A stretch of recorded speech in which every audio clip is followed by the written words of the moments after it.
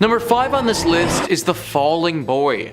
This is a sad legend that's probably true. The Black Church is located in the Romanian city of Brasov and is a beautiful old Gothic church. It almost never made it to 2022 though, because several hundred years ago it had a horrible fire. The church did manage to survive and had a bunch of renovations done on it to spruce it up. It's around this period of time that people think the Falling Boy statue was erected. On one single pillar of the exterior of the church, there's a statue of a boy who looks to be falling over. Either that or he's searching for something on the ground. It's difficult to say for sure. Either way, no one has any idea why this statue is here, and 3 legends have come out explaining it. Arena Webb writes, some say that he was the son of a priest and that he was naughty. As a punishment, his father sent him in the church's attic. But then the Great Fire started and so the boy got trapped in there. The statue was built depicting him trying to escape the flames. Another legend, and a more popular one, is that the boy was helping with the construction of the church. At one point, his boss told him to check if the wall is straight. He leaned over the walls and he fell. His boss felt guilty and ordered a statue.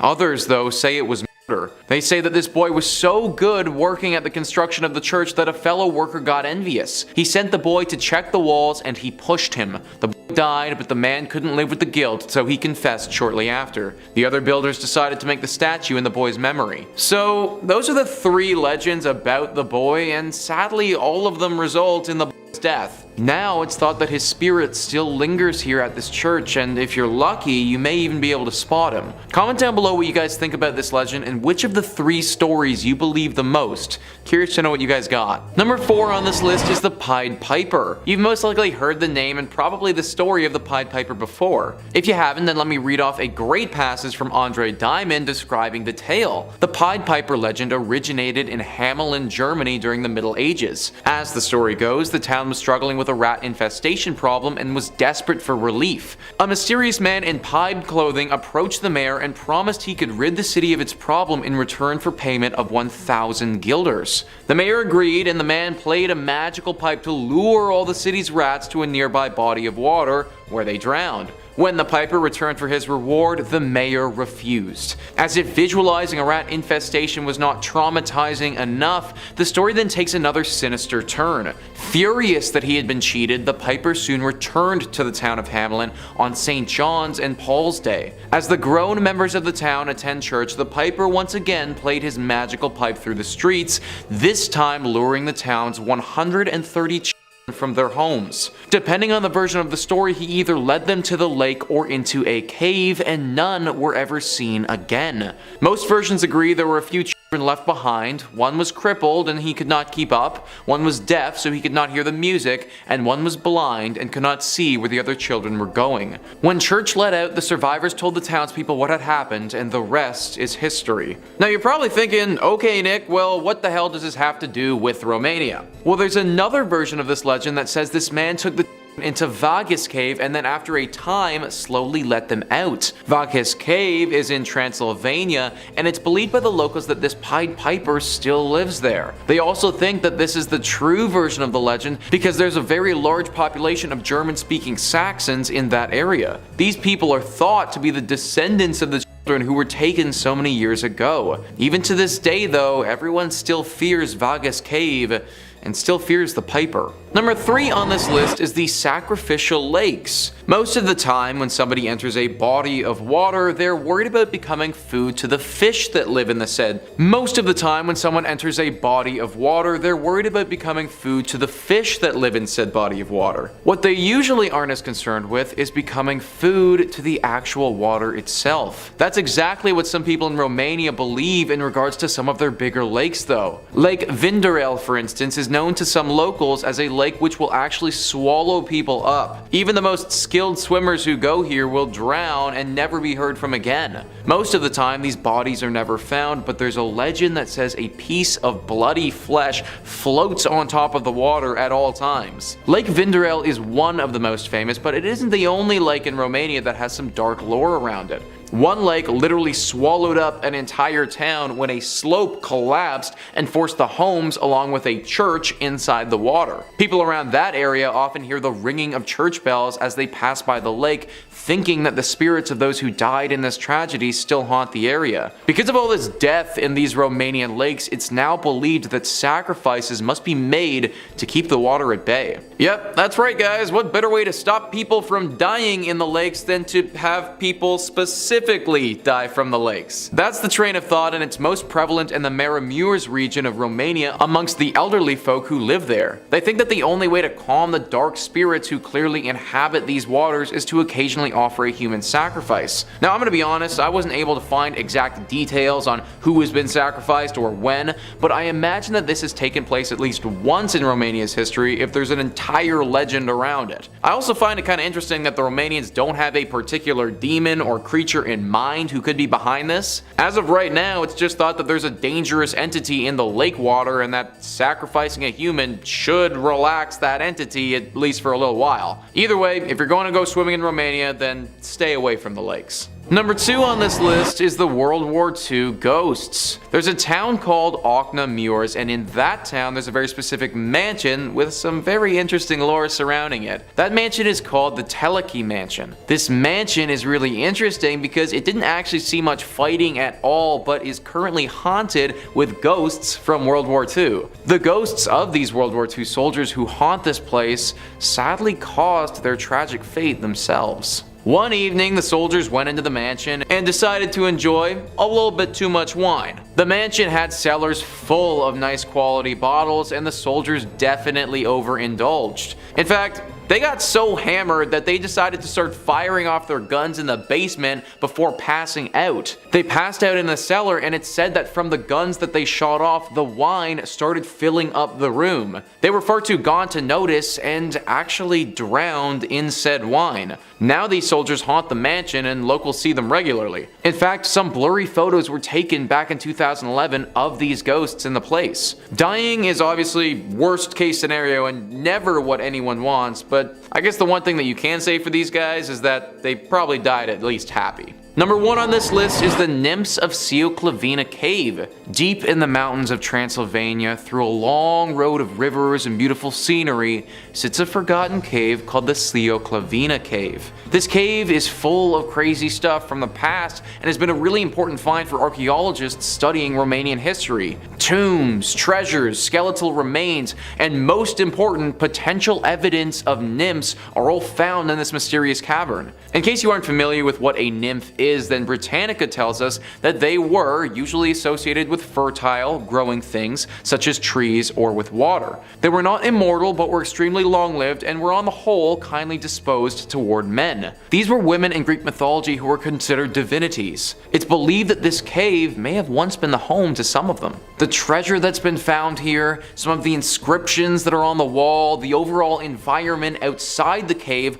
all of it fits the bill when it comes to a nymph. At the very least, if a nymph or a group of nymphs hadn't have lived here, then people definitely think this would have been a site of worship for them. Animal carcasses were found here as well, and it's believed that they would have been used for some sacrificial rituals to such higher beings. Now this cave is researched extensively, and locals think that it might possess some mysterious powers. Also, that the rivers that run around this area are rich with minerals and other healing properties. I suppose this urban legend isn't super scary, but honestly kinda cool. Then again, nymphs have been known to be dangerous in the past, so if there was one lurking around this cave still, you wouldn't want to get on its bad side. Coming in at number 5, we have the Werewolf of Defiance. During the summer of 1972, the people of Defiance claimed they were being terrorized by a werewolf. On July 25th, 1972, Ted Davis, a railroad worker, noticed something strange. He saw 2 hairy, huge paws on the ground in front of him. Confused and likely scared, he slowly raised his eyes and saw before him a creature at least 6 feet tall, hunched over and holding a large wooden board. Before Ted had a moment to react, he hit Ted on the shoulder and ran away. Just a few days after, Ted and his colleagues spotted the return of the unknown creature, and again in the next following day there was another report. A panic began to spur through the town and newspapers about the strange sightings. With all the sightings, it was agreed that the werewolf was large and humanoid. There were enough reports that the Defiance, Ohio Police Department had to open an investigation into werewolves in the area. It is even reported in the various newspapers in Ohio. Eventually, after days of looking with no result, the case was closed. Many people thought it was a prank, but during this experience, people were actually afraid that there were either a creature or some individual dressing up and attacking people. The sightings always happened at night, generally by the train tracks. A couple of women said it would try to get into their houses by rattling the doorknobs. The animal was said to be huge, hairy, and dressed in rags. In at number 4 we have Moonville Tunnel. Located in southern Ohio, these haunted tunnels were once used for multiple railroads.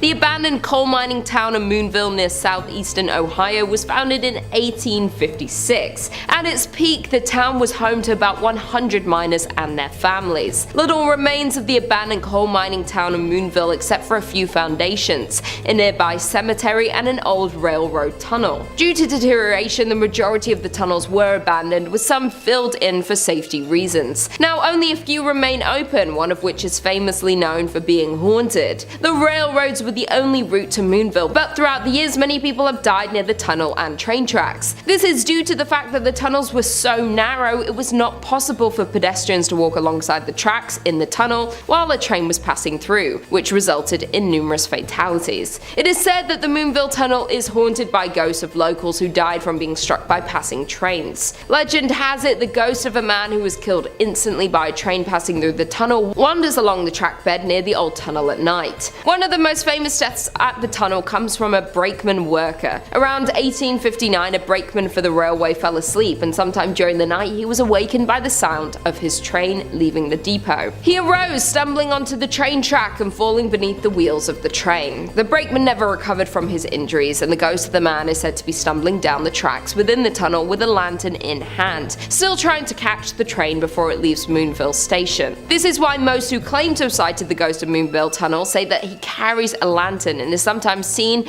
as a hovering orb of light. In at number 3 we have Melon Heads. Melon Heads is the name given to the urban legend of human-like beings that live in the forests of Michigan, Connecticut, and Ohio. The Melon Heads were originally abandoned children that a scientist by the name of Dr. Crow decided to take care of at his facility in Kirtland, Ohio. While the children stayed at the facility, Dr. Crow performed experiments. What got them the name Melon Heads was when Dr. Crow injected chemicals into their brains, which caused their craniums to grow abnormally large. Because of the abnormal growth, they developed hydrocephalus, which caused them to become mentally ill. After years of neglect, the Melon Heads ended Dr. Crow's life and burned down his facility. After the death of the mad scientist Dr. Crow, the Melon Heads decided to inhabit the forest of Crybaby Bridge. To survive, the Melon Heads feast on any animals that they hunted down. Because of their paranoia of society, the Melon Heads ate anyone that spotted them. To keep the Melon Heads cult going, they've kept inbreeding, making the offspring even more raving and paranoid. Legend holds that the Melon Heads reside in Wisner Road in Kirtland and Chardon Township, with locals and bypassers reported seeing and hearing the Melon Heads as they lurk in the forest looking for their next victim. Local lore depicts them as a territorial and angry, responsible for attacks, kidnappings,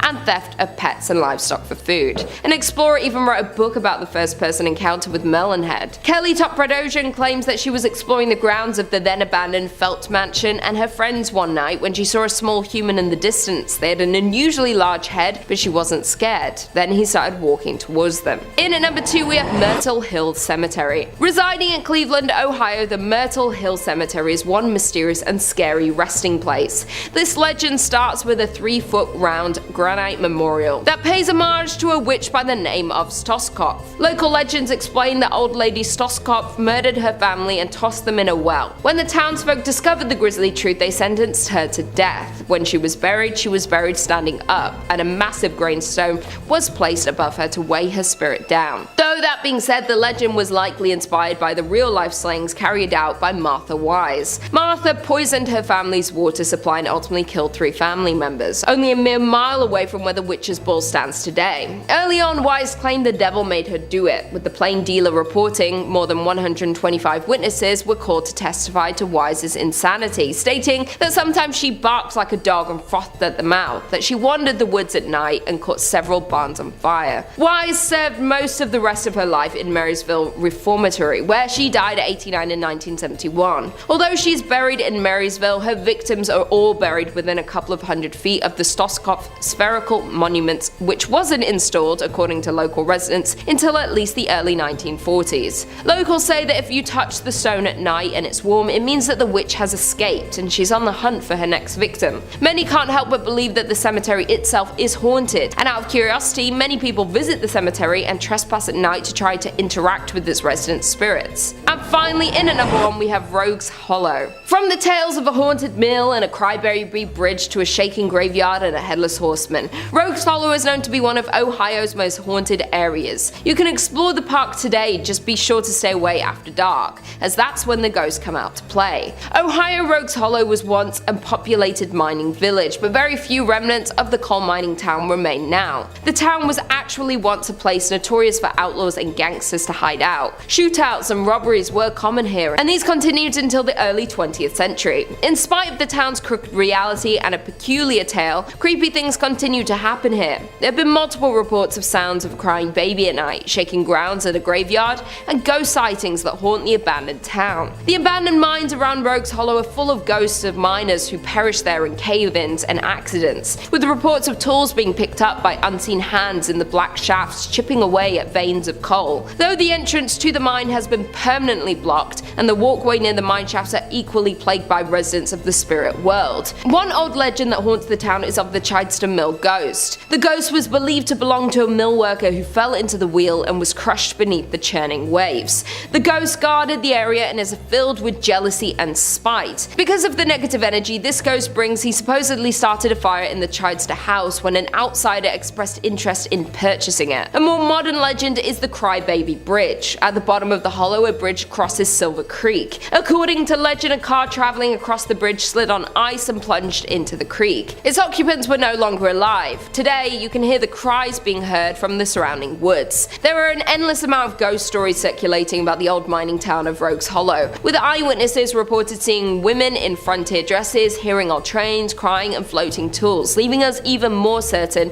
in the belief of ghosts and spirits. Coming in at number 5, we have Spriggan of West Penwith. The Spriggan is an urban legend known from Cornish fairy lore, where they are mostly located in West Penwith, Cornwall. They are closely related to pixies, but known to be dangerous and mischievous, whereas pixies are more cheerful and fun-loving, while Spriggans are more spiteful, especially directed at humans in the form of evil tricks. Spriggans are said to be the security force behind the fairy world. Unlike some fairies which serve to treat or trick humans, the Spriggans are said to measure out justice to humans who have unduly crossed fairies. They would dole out punishments both big and small to anyone who dared mess too much with the other world. Spriggans were depicted as grotesquely ugly and generally acting as fairy bodyguards. Though usually small, they have the ability to grow to enormous size as a defensive ability. Their strange and creepy appearance also aided the Spriggans in their aim to be feared by those who saw them. It was believed that the Spriggans haunt lonely places such as castle ruins, burrows, certain standing stones, and windswept crags. Spriggans were thought to be the source of such misfortunes as unhealthy crops, bad weather,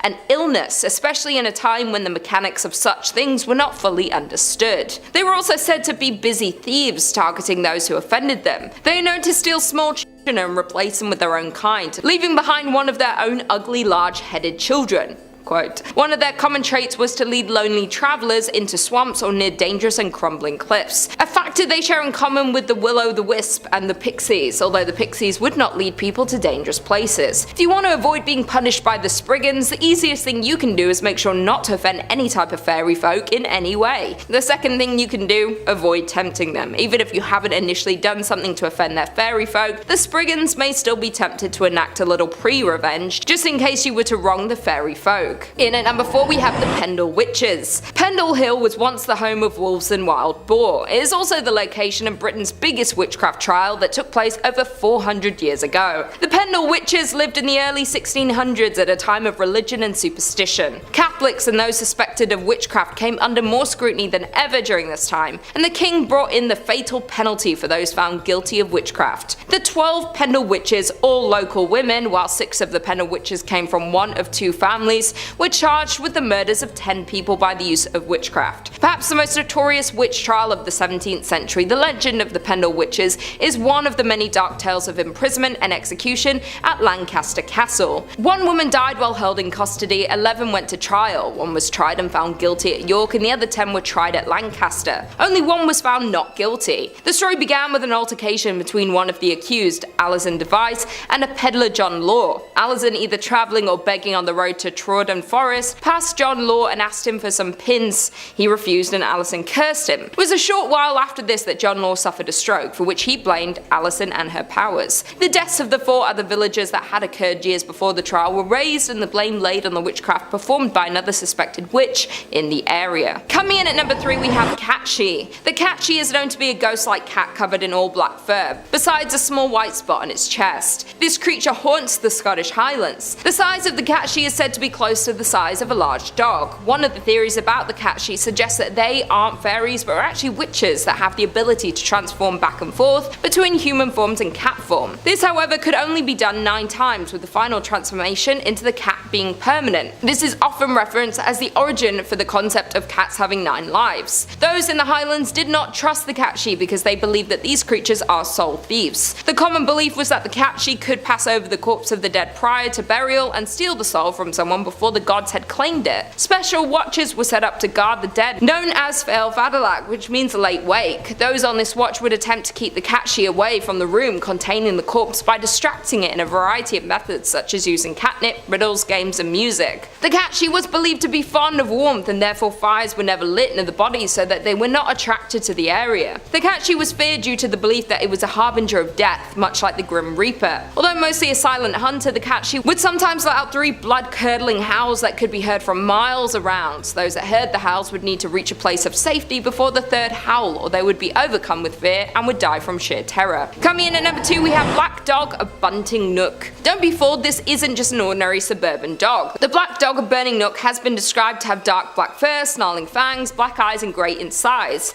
Spotted by numerous residents and several police officers over the years, the creature has also been reported as extremely large, with huge devilish saucer-like eyes. The creature haunts the road in Bunting Nook, Naunton, according to local legend, as the huge black dog is known to appear in an instant in front of people's cars. From there it targets men, as the dog makes the car stall before preying on the passenger. The black dog legends are often seen as an omen, warning of the imminent death of the person who sees it, or of a close family member, and some folklorists hold that the creatures patrol ley lines, sources of mysterious energy that threads around the world. But Sheffield is not the only part of Yorkshire to have had sightings of the mysterious creature, but true or fake, the demon dog is one of Sheffield's scariest apparitions. According to reports though, it hasn't been seen since 2007, so you might be safe from this one. Or not, or you could die tomorrow.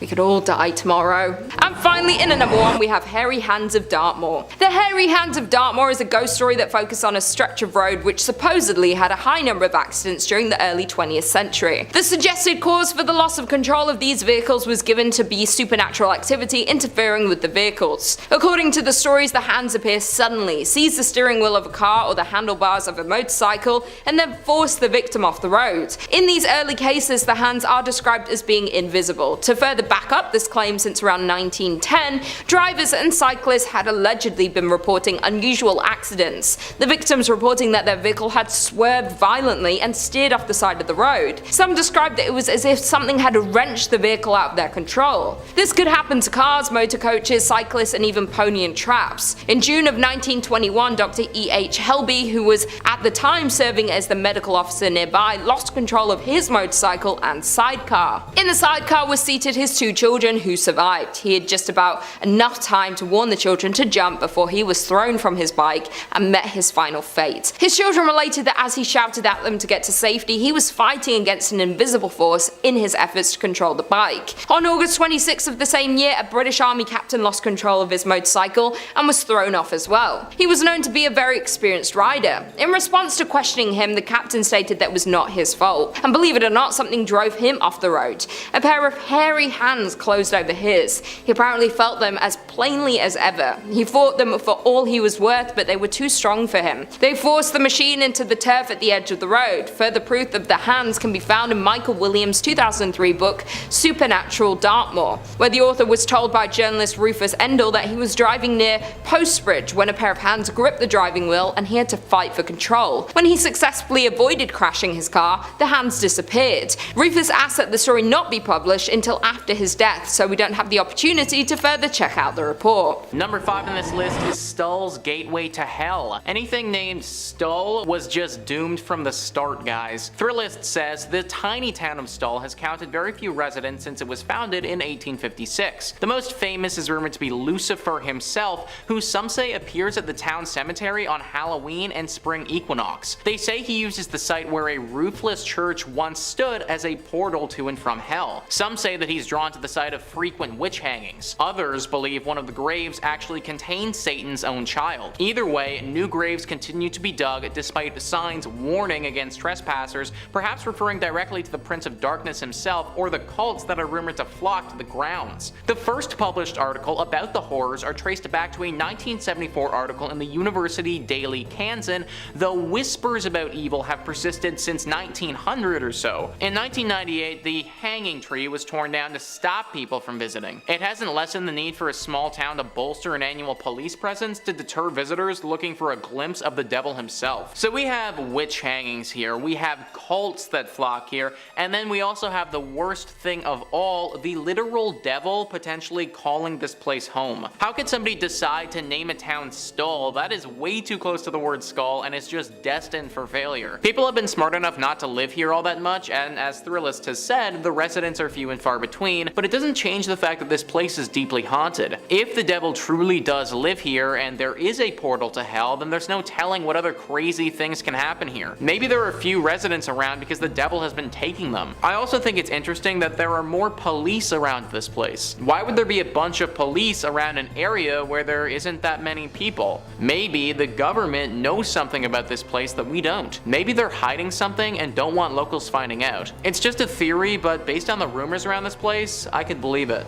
Number 4 on this list is the Devil's Chair. I am perfectly happy with my lazy boy and don't need to be sitting on any type of Devil's Chair anytime soon. Insider says the legend of the Devil's Chair goes like this. An old farmer in Alma refused to sell his land to the city in order to build a new cemetery. Someone got a little too tired of waiting for him to sell, so he was pushed into his own well. Eventually, somebody said that there was a terrible smell coming from the well, so the city sent someone to investigate. It was ruled that the well was empty and it was boarded up. Now, if you make your way to Alma, you can actually sit on the boarded up well, but legend says that people who have sat on the well have been known to mysteriously disappear. Where the heck did my dude go? He was down there in the well and then just poof, he was gone. Like, did his body go underwater and just couldn't be seen, or was there something more paranormal afoot? Well, whatever happened to the body, I guess it doesn't matter too much now because there is certainly something paranormal happening here today. If you sit on this chair, you will literally go missing. Yeah, maybe let's stop sitting on the haunted well that people have named the Devil's Chair. Maybe, I don't know, let's put a fence around it, or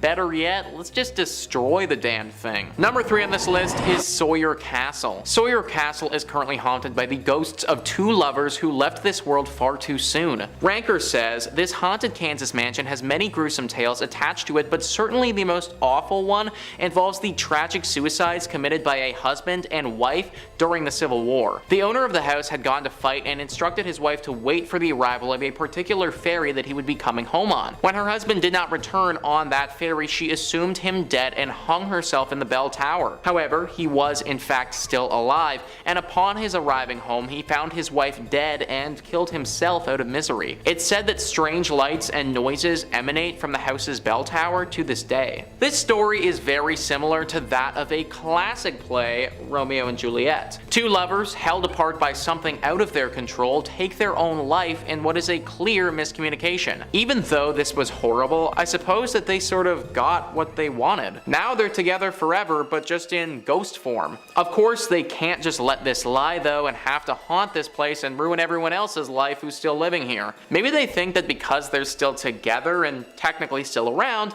that they should own the home, and anyone in it that's not them is a trespasser. Whatever it is that they think, they make it very difficult for those who go around here. I'd avoid this place altogether if I was you. Number 2 on this list is Fort Leavenworth. What happened here back in the day is enough to make anyone's hair raise. Ranker says Fort Leavenworth is considered to be one of the most haunted army bases in the US, and it's home to a number of helpful and malignant spirits. It has seen centuries of war and is home to a military prison called the United States Disciplinary Barracks. During World War II, there was a prisoner uprising, and as punishment for their unruliness, one prisoner was hung every hour for 14 hours. They quickly ran out of space in the gallows and also used one of the elevator shafts in the administration building to hang people. Ever since then, screams have been heard from that same elevator shaft at odd hours. Not surprisingly, nearly every building on the base has a horrifying story attached to it. I know that it was war and they were trying to have an uprising, but my gosh, hanging one person an hour? Like, that is just so brutal. No wonder this place is deeply haunted now. All of the spirits from back then are locked into this place and refuse to let go. And you better believe that they make the people who are still around pay for what happened in the past. People have reportedly been attacked by invisible spirits before. They've been clawed at and bitten, and one person even had their finger ripped right off of their body. Things are not pleasant at this army base, and I'm kind of surprised that it hasn't been razed to the ground yet. Might be the only thing left to do to quiet these spirits down. And finally, number 1 on this list is the ghost of Saline River. You already know that this is going to be a scary legend when they have a name like that. Ranker says, according to legend, a Native American ghost by the name of Takaluma is said to walk the banks of the Saline River and was first spotted by a cowboy in the winter of 1879. Takaluma's spirit was condemned to wander the river until he found the skull of his dead father, who had been murdered by white men in the 1840s. The ghost rose from his burial mound and warned that far more powerful spirits might join in the search, but the skull has still never been found. What a horrible fate. Your father gets murdered, and then you have to spend the rest of your existence as a ghost wandering around this river searching for his skull. This ghost was once a calm presence, but time has made Takaluma angry. Now it's said that this ghost will drag unsuspecting victims into the river and drown them, then take their skull and see if he can convince the other spirits that it's his father's. This has never worked before, but when you have a literal eternity, I suppose you'll try anything. A beautiful river to look at from a distance, but not one that you want to get too close to. Number 5 on this list is a super weapon. One thing that's widely believed about Area 51 is that for a while it was used as a place to develop and test nuclear weapons. Located out in the middle of the desert, very secluded, it made for the perfect spot to develop such deadly weapons. As time went on and the Cold War quieted down, there was less of an emphasis on manufacturing such bombs. In fact, dismantling these bombs has been something that's been going on for quite some time in an effort to make sure we avoid nuclear annihilation of the entire planet. This is all well and good and probably the best thing for all of us. But some believe that this site is kept so secret because there's another type of weapon at play. Nobody knows exactly what it could be, but some people speculate that the United States government specifically uses this site as a place to develop a super weapon. Something that the world would have never seen before. Whether this weapon would take the place of a bomb or a gun or a pathogen is currently unknown, but it would dwarf the atomic bomb in deadliness for sure. Dismantling all atomic bombs looks really good in the tabloids. Making a massive super weapon that could destroy entire countries doesn't look nearly as good. This is why the government has made it their mission to keep it all under wraps. Also, if word got out that the government was trying to make some sort of super weapon, well, it doesn't matter what the actual intentions behind the weapon are, other countries would interpret that as very threatening. They would then either need to build their own super weapon or try to stop America from ever completing the construction of theirs. Both of these scenarios would be very bad for humanity and is definitely something that the American government would want to avoid. I have no idea what this super weapon could be or what it could entail, but if America was making something like this, you have to imagine that Area 51 would be the spot for it. Number 4 on this list is the moon landing. With the Cold War at its height and the space race in full swing, the United States in 1969 made the first successful moon landing in human history, or at least that's what they wanted us to think. Ever since the moon landing took place, conspiracy theories of its validity have run rampant. Many people believe that the Americans never really landed on the moon in 1969, but just faked the whole thing to get a leg up in the Cold War. Most people believe that Area 51 was the site where they filmed the whole thing. Area 51 is a massive space that's super closed off to the public. This would be the perfect location to film something like the moon landing if you ever were to do such a thing. You wouldn't want to draw attention to a set like this, so renting out a studio in LA probably wouldn't have been the best idea. If this is true, then it also begs the question, how many other things have been doctored here? Does the United States regularly film stuff here that isn't real and then release that to the public? Unless somebody comes out from the film crew that made this fake video, sadly, we probably won't ever know. Number 3 on this list is Mutant Experiments. Aliens are obviously the first thing that we think about when it comes to Area 51, but maybe there are some other strange creatures that are hiding at this base. If you've ever seen the show Stranger Things or are regular on videos like this,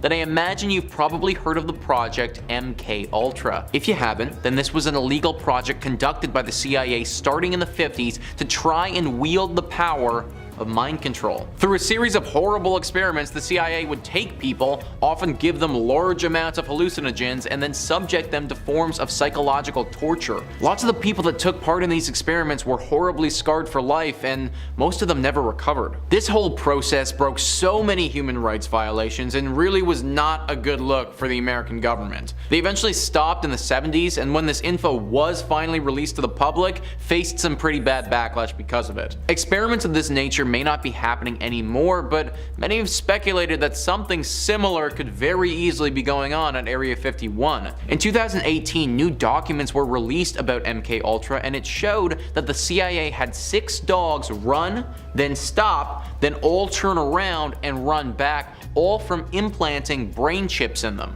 Is it possible that something similar is going on here, where maybe they're making some mutant controllable animal? What about experiments involving humans that the government doesn't want reaching the public? If they've done it before, then there's no reason to think that they aren't capable of doing it now. Maybe these experiments don't involve mind control, but potentially taking some characteristics of an animal and putting them into a human. We've seen over the past decades a growing interest in mutant animals, so there's no reason to think that one bright scientist wouldn't want to try this with people as well. We obviously don't know for sure, but a secluded, secretive base in the desert is pretty much the perfect spot to perform mutant experiments if you ever were to do such a thing. Number 2 on this list is the Roswell Incident. According to Wikipedia, the Roswell Incident is the 1947 recovery of balloon debris from a ranch near Corona, New Mexico by United States Army Air Forces officers from Roswell Army Airfield, and the conspiracy theories decades later claiming that the debris involved a flying saucer and that the truth had been covered up by the United States government. Well, many people believe that this apparent flying saucer is currently residing in Area 51. This is what you've heard about Area 51 for. This is where it's got its big name: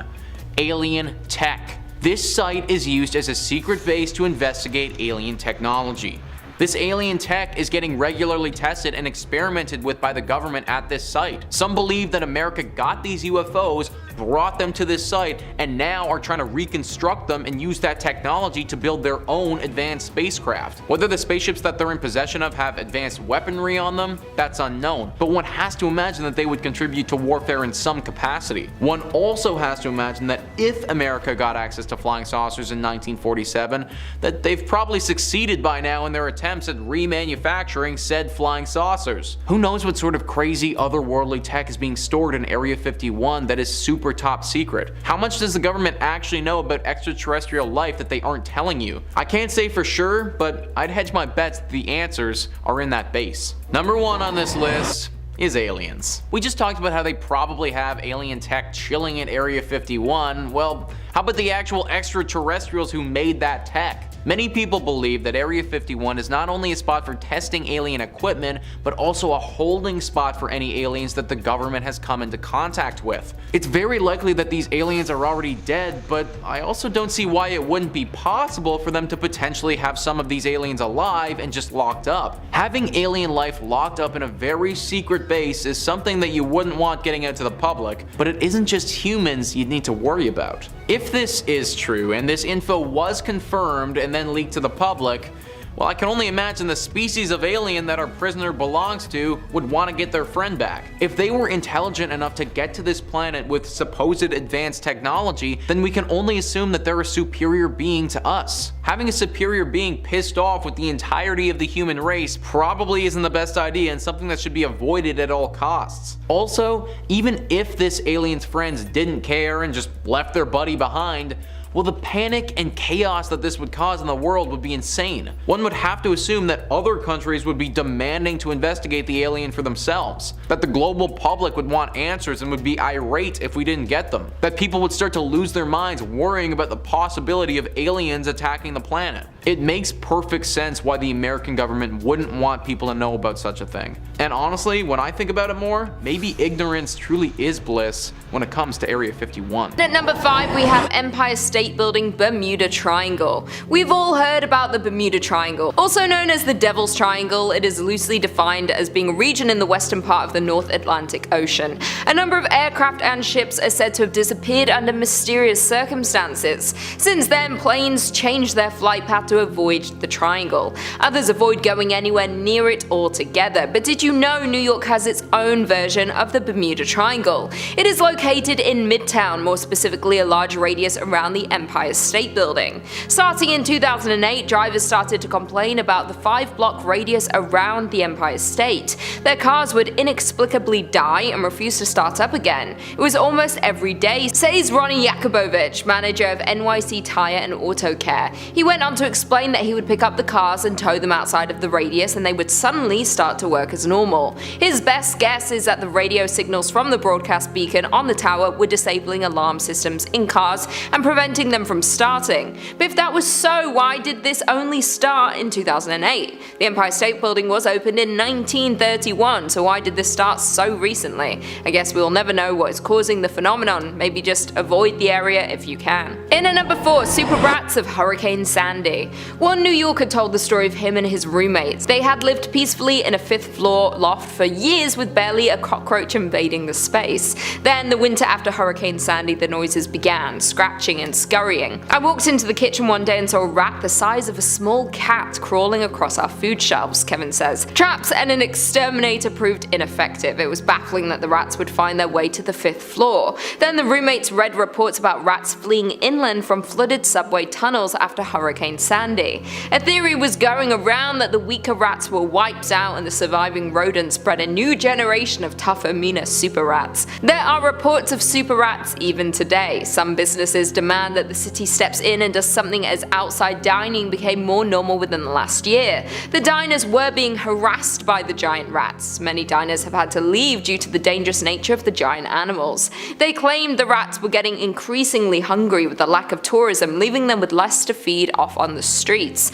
The city continues to claim that these super rats do not exist despite the number of sightings and photos of the giant rodents. Many live in fear that the rats might make their way into the apartments as they are harder to kill than the usual infestation. In at number 3 we have Cropsey. In the mid-90s, Ariel Abramowitz went to camp across from the notorious disused mental institution Willowbrook in Staten Island. She recalls counselors taking campers to an old building on the site, with something like blood smeared on the walls. They spooked them with tales of a boogeyman named Cropsey. Allegedly, he was a respected community member. He has a family and a child who he loved. One summer, he sent his child to the local camp. His son was later confirmed to have died at the camp. This sent the man mad. He disappeared from his life. No one knew where he had gone, but before he left, he vowed to get revenge on the other kids and campers. He was later found and taken to a mental hospital. The next time we would hear of him, he was described as a homicidal madman, an escaped mental patient with a hook for a hand who hunted children and dragged them back to the tunnel system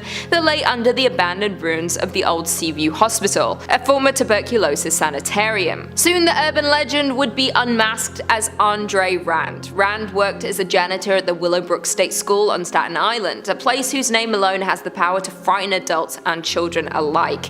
The institution, built as a respite for children with intellectual disabilities, was revealed to be a living hell in the 1970s, although authorities wouldn't close the school until 1987. Rand had a long rap sheet of crimes against children. In 1983, he went to jail again after kidnapping a bus full of kids from the local YMCA and driving them to an airport. And though there wasn't enough physical evidence to charge him, police already suspected him in the disappearances of at least 4 other Staten Islanders. To this day, none of the bodies have been found. Rand's story and that of Cropsey continues to fascinate and horrify tri-state residents to this day. Coming in at number 2, we have Haunted Dakota. The Dakota building set the standard for Upper West Side apartment living, built at a time when the upper classes were only just becoming familiar with the concept of living in an apartment. It was known for having famous artists as residents, and the board were very picky about who they allowed to live there. One of the most famous couples to live at the Dakota was John Lennon and his wife Yoko Ono. Years after John Lennon was shot dead in front of his Central Park West apartment building, the Dakota, his widow Yoko Ono saw his ghost sitting at his white piano. She claims he turned to her and said, "Don't be afraid, I'm still with you." When he was alive, Lennon himself claimed to have spotted a figure wandering the halls of the Dakota, whom he referred to as the Crying Lady Ghost. Other residents are said to have encountered the spectre of a little girl about 7 years old, smiling and laughing and greeting people in the hallways. The Dakota's original owner, Edward Clark, had an interest in the paranormal and would often host seances to communicate with the dead. The more you play with the paranormal, the more likely you are to experience paranormal activity in the future, says paranormal researcher. She believes that when people are murdered suddenly and violently, their spirits linger. In John Lennon's case, his life was cut short in his prime. He was only 40 years old. Someone like him was happy to be alive. He was working, he had a small child, he had unfinished business. It's a prime recipe for a classic haunting. And finally, in at number 1, we have Mole People. There are around 700 miles of subway tracks underneath New York City. Did you know that the large sections of the track that isn't used is home to the Mole People? Thousands of homeless people and families have created a community underground. The Mole People are living under popular parts of town without the people who are walking above even knowing they are there. They travel under cover of darkness as not to be evicted from their underground homes. Ever since the Great Depression, there have been many homeless people in New York City. During the difficult period, people started using the subway tunnels as a place to live. The places where homeless people live are dangerous. Rodents and reptiles lurk through the tunnels. There are debris and other hazards in the dark, plus the darkness conceals criminals, and Mole People are often the victims of attacks. Thieves even steal what little they have. The entrances to the subway tunnels are easily accessible by anyone who has the desire to venture into them. There are numerous entrances throughout the city. However, it is illegal to enter, and going into them can result in criminal charges. Just like any place that numerous people live, the Mole People form communities. Most of them look after each other, but there is also a kind of hierarchy. Most of them are very territorial over the section of the tunnels where they live. After all, it is their home. There are couples and even families that live underground. The sad part is these people risk losing their kids if authorities find out they do not have a place to live. So the families living in the subway do their best to stay concealed. People are not the only ones living in the subway tunnels under New York City though. Many animals live beneath the streets. Some of the Mole People even domesticate these animals and live with them. These animals keep them company in the very isolated and lonely place they call home. The Mole People do anything they can to eat and obtain the things they need. It's difficult for them though. They have to wait until it's dark to emerge from their homes. If authorities see them, they risk getting in trouble. Throughout the years, the city has made efforts to clean sections of the subway tunnels. However, the task is so vast that many abandoned areas remain untouched, especially the parts of the system that are no longer in use. As the saying goes, out of sight, out of mind. Number 5 on this list is Okeku. I was talking the other day on this channel about some super creepy dolls and how Annabelle would be high up on the list. Well, a list on creepy dolls would also need to have Okeku. Gajinpo says, the story goes that in 1918 in Hokkaido, Ikichi Suzuki purchased for his young sister, Kikoko, a traditional Japanese Okapa doll. Sadly, Kikoku died from a cold and the family kept the doll in a shrine to their daughter and named it Okiku. However, the family noticed something odd about the doll over time its hair was getting longer. The family believed the doll possessed with the restless spirit of their deceased daughter and so looked after it until entrusting it in the care of Mananji Temple. There the doll remains slowly growing human hair. You can visit Okiku, but photography isn't allowed. Today, even after a few trims from the temple's priests, the doll's hair has grown past its knees. It's also supposedly upped its terror. The priests claim to have nightmares of Okiku, and visitors say the doll's mouth is slowly opening and sprouting baby teeth. I think the creepiest thing about this for me is the baby teeth that this thing is reportedly growing. Like, how on earth is that even possible? Actually, I'll answer that for you. It isn't. This completely defies all logic and goes against everything that we understand about life and growth. It sounds to me like this thing is slowly but surely coming alive and becoming a hybrid between a human being and a doll. I also really don't like the idea that the priests who are around this thing have nightmares about it. For all we know, these nightmares aren't even dreams at all, but they're real. Maybe this thing gets up in the night, moves around, and they just think that they're having a nightmare, but really it's real life. As far as I'm concerned, this doll needs to be destroyed as soon as possible. Everything about it screams unnatural and creepy, and I doubt that anyone would be surprised if, in a few years, this thing decided to become alive and start pulling a Chucky and just going on a total killing spree. Number 4 on this list is Akamanto. If you think the trip to the bathroom after Taco Bell is bad, then clearly you've never had to deal with Akamanto. Gajinpo says, Akamanto meets victims when they're most vulnerable. On the toilet. He wears a white mask and a long red cape. There are many variations to the legend. He holds red and blue toilet paper in some stories, but he's only in his cape in others. However, he always asks the victim to choose a color, red or blue. It doesn't matter what you answer because Akamanto kills you regardless. Choosing red rewards you with a stabbing, spilling your blood all over the stall.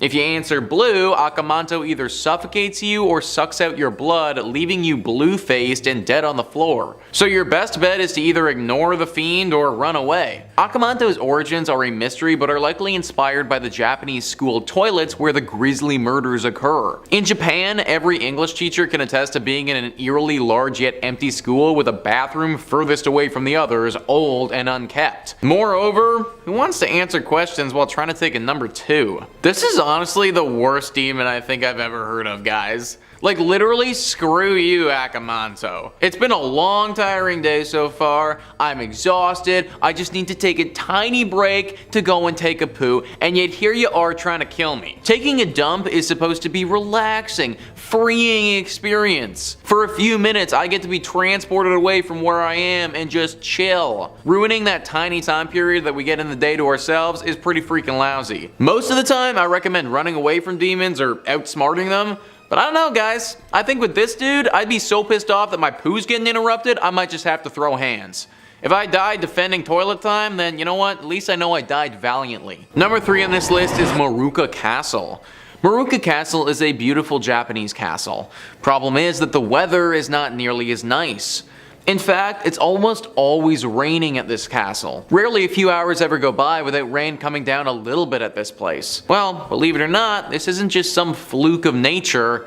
There's an urban legend here. To understand what this urban legend is, you must first understand what Hitobashira is. Hitobashira was a kind of human sacrifice in Japan where lords would brick people up in their homes or their castles, and the person would slowly die locked away in this tiny bricked up chamber. The thinking was that this would appease the gods and that this would protect the building that this person was sacrificed in. Well, this castle was host to one of the most famous Hitobashira stories ever. There was one wall in this castle that just could not seem to stay up. It kept being reinforced, but it never mattered. It would always find a way to crumble. Well, the only logical thing to do at this point is to brick a human being up in it and hope that that works. A one-eyed peasant woman named Oshizu was chosen for this sacrifice. She was okay with doing it, but requested that the lords make her 2 sons into samurai after her death. They happily agreed to this and proceeded to brick her up and sacrifice her to the gods. They never kept the promise though, when the 2 boys didn't become samurai. Now it rains constantly because Oshizu is always crying for her sons. At springtime, the river overflows and it's really detrimental for the locals. So much so that they even built a tomb in her honor, but it didn't matter though, her tears continue to rain down. Number 2 on this list is the Howling Inunaki Tunnel. So this is a weird one for sure.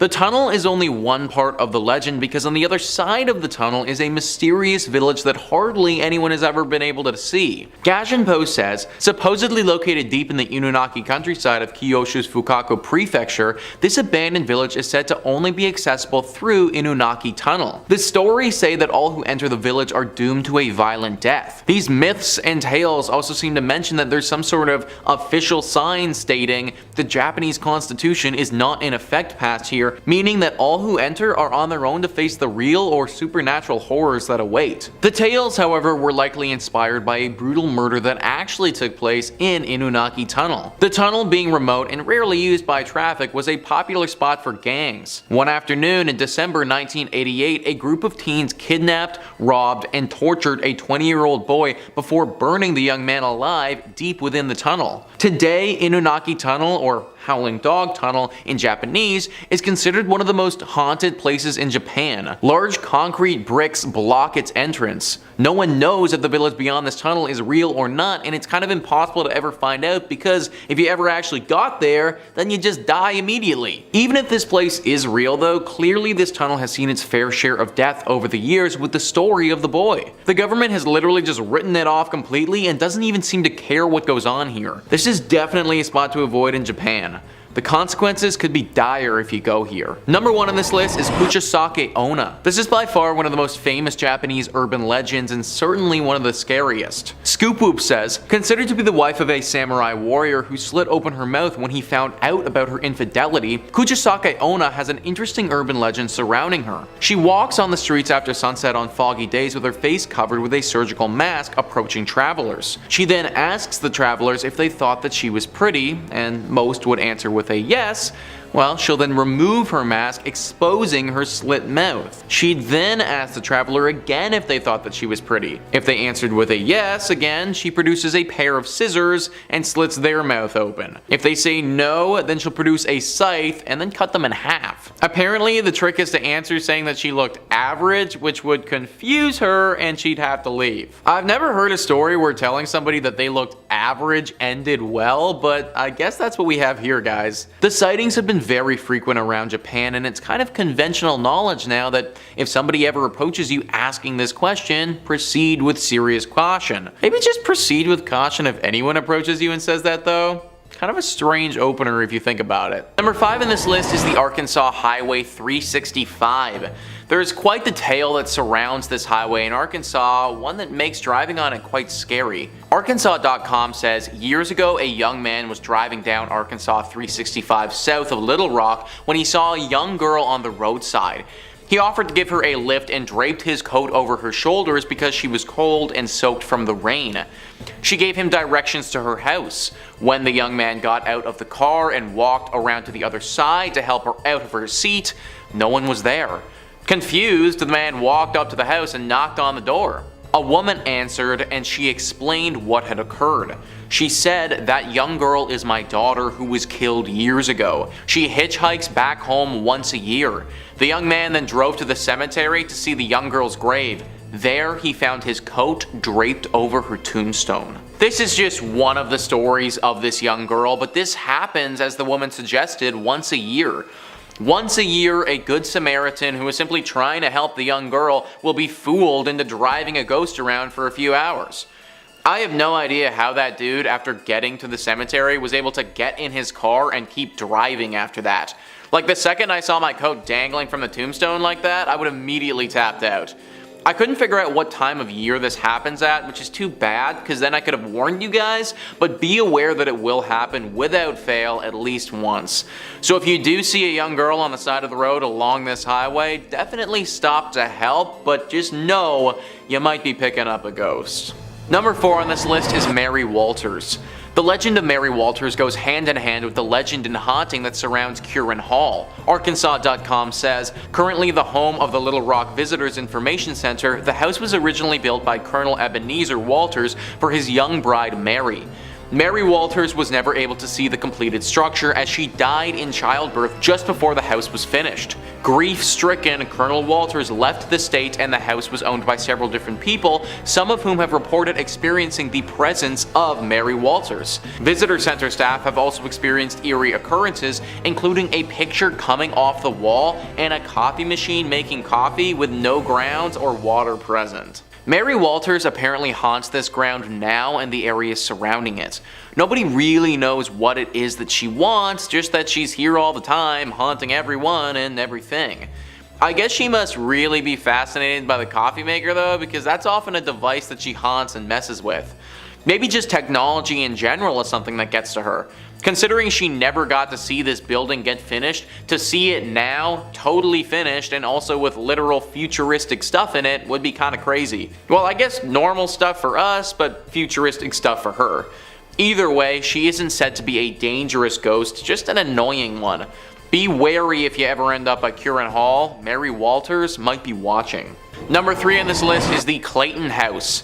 This has got to be one of the most haunted spots in Arkansas and has developed quite the legend around it. Arkansas.com says, originally serving as the residence for William Henry Harrison Clayton and his family, the Clayton House has also been home to several paranormal experiences. Director Martha Seiler and her employees steer clear of a bedroom on the second floor where the sounds of boots stomping and doors slamming have been heard. In Clayton's study, Seiler and her daughter have both seen an apparition of a woman with gray hair dressed in brown. A carpenter took some pictures while working on the house, and when he got them back, a woman appeared. Paranormal investigators have captured several recordings in the house, including one of a cat meowing and a man yelling an obscenity. When the public was invited on these investigations, a woman reported her hair being tugged and a man saw a person's face. Wow, so there is a lot going on here and a lot to break down. First off, we have the sounds that are coming from the second floor. Boots stamping on the ground and doors slamming. Is this potentially the ghost of William Henry Harrison Clayton expressing his disapproval of something? If so, what is he trying to tell us and why does he seem so mad? Second off, we have the woman who's appearing in the Clayton study. Who is she? Is she the wife of William? And what would have happened to her that has caused her ghost to stay here? I imagine it must have been something pretty tragic.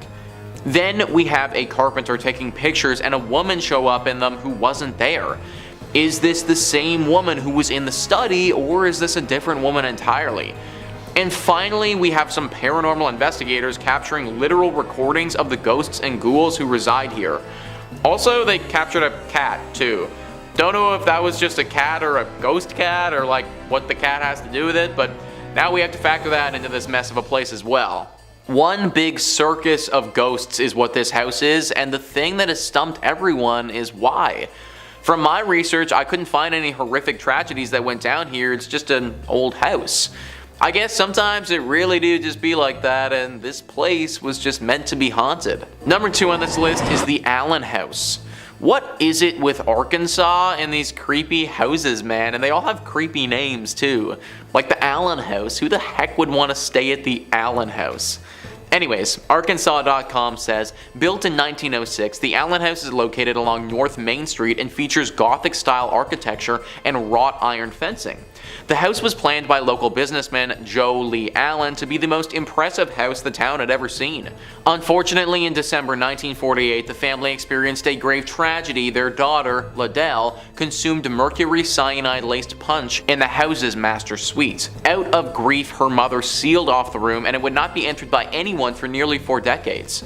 During its time as an apartment building in the 1950s, tenants would report eerie occurrences including hazy figures appearing in photographs, furniture being unexplainably rearranged, and several reports of a lady sitting in a turret window. So at least with this house we have a reason as to why it's haunted. In the last one we didn't even know, there wasn't anything clear. I think this one is pretty clear and obvious though. Liddell took her own life in the master suite and the mother completely sealed off that room, effectively trapping any spirit or paranormal energy in there. Such a tragic story that you never want to hear. Now we can't forget that story either because the paranormal events, and I'm assuming Liddell's spirit, keeps haunting this place. Avoid the Allen House altogether if you're ever in Arkansas. And finally, number 1 on this list is Ghost Mountain. This is definitely the sickest and most twisted story on this list for sure. Arkansas.com says, a tragic story surrounds a mountain southeast of Drake Field Airport in Fayetteville. In the 1930s, a man came home to his wife and child after a long night of drinking.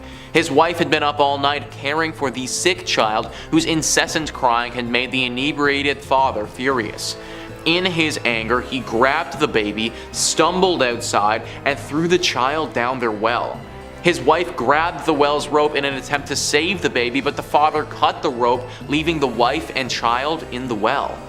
The father left town, never to be seen again. Reports have been made that a woman's screams and a baby's crying can still be heard in this location. If this story is true, then my god, this father rivals the most sick and twisted individuals to ever walk this earth. I don't care how drunk you are, to take your kid and to throw your own child, your own flesh and blood into a well, and then have your wife follow that child, and to leave them there. This is the scum of the earth, guys. It's no wonder this place is haunted based on an event like this. My heart just goes out to that child and that wife, and hopefully one day their souls can find peace. Number 5 on this list is the Mutant House. A ghost has a firm grip over this house and refuses to let go of it. Legends of America says, built in 1885, this old home was host to frequent Saturday night parties. On one such evening, the event ran into the wee hours of Sunday morning. Having been kept up very late, a maid who had worked for the party the prior evening overslept the next morning. Rushing from her bedchamber, she ran down the back staircase to the kitchen and fell to her death. Today, witnesses report that lights from the back staircase turn on and off by themselves on Sunday mornings, followed by the smell of cooking bacon from the kitchen when nobody's there. This house, which serves as an art gallery today, was listed on the National Register of Historic Places on July 12, 1974, located at 704 North 4th Street. Now apparently the author of this article actually went there personally, and they had an interaction with this ghost in person. They say, my husband and I took a guided tour of the Mutant House 2 years ago, and I had quite an interesting experience. The nice lady who gave us the tour gave us all the history of the house when I happened to glance up to the top of the stairs and saw a young woman, maybe early 20s, peering over the edge of the banister. She seemed to be regarding us with wary curiosity, as if to say, what are you doing here? When we went upstairs to tour the rest of the house, no one was up there. It wasn't until we took the haunted trolley tour that I learned about the young woman who supposedly died there, falling down the stairs. I'm surprised that that ghost just looked at them and didn't try to do anything else, to be honest. The ghost could have easily attacked them had she wanted to, but chose not to in that moment, which was much to the benefit of this couple. This house and its urban legend has made it so that no one actually lives here anymore except for the ghost. It's now just a spot for tourists to pop into and take a quick peek, which in all honesty is probably just pissing the ghost off even more if you think about it. Either way, I know that this couple managed to get out unscathed, but I still don't think that going to this place is the best choice. I'd avoid it if you can. Number 4 on this list is the North 3rd Street home. Nellie Trueblood. That's the name of the person who used to live here. I feel like with a name like that, this place was just destined to be haunted. Nellie was a lonely person who died alone in this house many years ago. One would think that because she was so lonely, after she died, she wouldn't have wanted to cling to this world anymore, but that's exactly what she did. The new owners bought and moved into this house and then started renovating it. Well, apparently Nellie wasn't too fond with changing things up and liked it the way that it was. Balls of light that were roughly 2 feet wide would appear out of thin air and bounce around the home, scaring the living bejesus out of the workers who were sent to renovate it. This was enough for those guys to end the renovations prematurely and leave the house unfinished. Apparently, a family member of Nellie's would later come out and say that they weren't surprised she still haunts this place. This home was deeply loved by the family,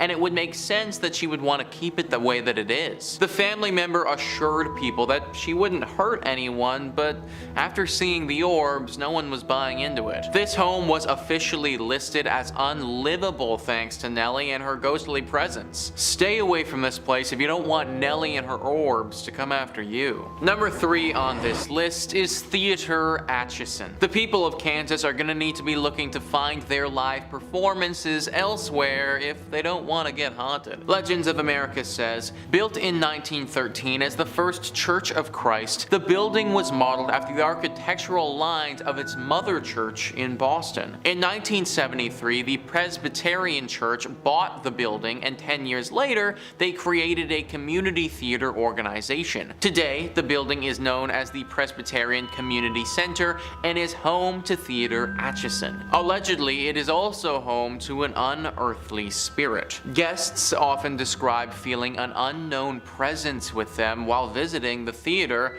while others working in the building describe odd noises that are often heard that have no apparent earthly cause. The word unearthly makes me pause for a second there. That makes me think that we might not even be dealing with a standard ghost or spirit here, but something far worse. Some type of underworld creature that is coming to harvest people's souls. Or something similar, but from a completely different planet. Now, why an alien would decide to conduct its devilish acts inside a Kansas theater is beyond me, but I guess I'm not from another planet, so I wouldn't know. This is more than just the Shakespearean Macbeth curse, folks. This is evil and dangerous, and it's not something that you want to mess with. Number 2 on this list is the Gargoyle Home. I think gargoyles are pretty dope, honestly. They're really cool and super fun to look at. Maybe just not on my home though. Legends of America says, more often referred to as the Wagner House, this turn-of-the-century home was built in 1884 and 1885 by B.P. Wagner, who was a lawyer and politician in the Atchison area in the late 1800s. While gargoyles are usually erected to scare off evil spirits, legend has it that Wagner accumulated his wealth through a deal with the devil, and the gargoyles were constructed in honor of the pact. It's said that the house is afflicted by an evil curse. One homeowner who attempted to remove the gargoyles fell to his death on the staircase. A segment on the Travel Channel reported that Kansas City ghost hunters, while visiting the home, picked up the presence of ghosts on their special equipment and reported having felt a presence in the house. This house was placed on the National Register of Historic Places on May 3rd, 1974, located at 819 North 4th Street. So nobody knows if the gargoyles are the thing causing the curse or if it's just a coincidence that they're there. Either way, having them there seriously adds to the mystery and ominous presence that is this home, especially considering the second someone tried to take them down, that person literally died. I'm happy that no one is living in this place now and it's on the National Register thing or whatever, but that also means that this home isn't going anywhere anytime soon. Like, this house is going to be here haunting people and maybe even taking unsuspecting people's lives for a long time. That's a really scary thought. Hopefully we can get some more professionals in here to figure out what is causing this haunting for good and how to stop it. And number 1 on this list is Jackson Park. Parks are supposed to be nice, guys. This one, it isn't. Legends of America says a woman by the name of Molly is said to haunt this park. Supposedly, moaning and terrifying screams can be heard throughout the park around midnight. According to one legend, Molly was a beautiful young woman found dead in the park the day after her prom. She was found hanging by her neck to a park tree in a hollow with badly torn clothes. Allegedly, she and her date had argued the night before, and when Molly exited the car, her date drove off, leaving her in the park. It was never determined if her death was by her own hand or was murder. Though some suspected that her prom date killed her, nobody was ever charged. Another legend of the park's haunting states that Molly was a black woman who was by a white mob years ago. Rather than the eerie screams of a young prom girl, the cries instead come from the brutal slaying of an African American Molly. In any case, the area today is known as Molly's Hollow, a couple's go-to park. In addition to Molly's chilling cries, many witnesses also claim to have seen a ghostly figure hanging in the tree where her body was discovered. Either one of those stories are bad and would have left their mark, so it makes sense why this place is the way that it is now. The pictures of this place are really pretty too, and it would definitely be a go-to date spot. You just have to be really careful that your romantic picnic doesn't get sinister and paranormal really fast.